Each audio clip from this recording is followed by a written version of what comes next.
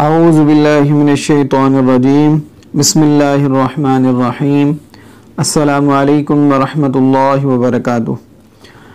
اللہم صلی علی محمد وعلی آل محمد کما صلیت علی ابراہیم وعلی آل ابراہیم انک حمید مجید۔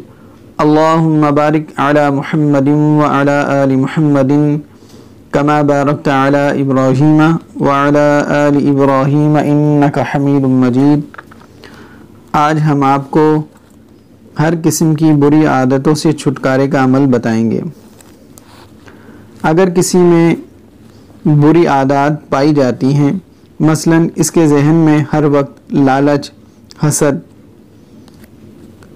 شراب نوشی، زناکاری اور دیگر معاشرتی برائیاں جنم لیتی ہوں اور وہ اپنی ان بری عادات کی وجہ سے سخت پریشانی میں مبتلا ہے اور چاہتا ہے کہ کسی بھی طرح اسے بری عادات سے چھٹکارا حاصل ہو جائے، تو ایسی صورت میں اسے چاہیے کہ وہ ہر نماز کے بعد اول 21 مرتبہ درود شریف پڑھے، پھر 111 مرتبہ اعوذ باللہ من الشیطان الرجیم کا ورد کرے، اس کے بعد 21 مرتبہ درود شریف پڑھے اور اپنے اوپر دم کرے۔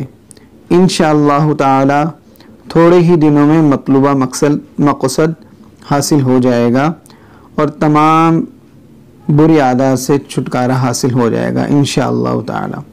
السلام علیکم ورحمۃ اللہ وبرکاتہ۔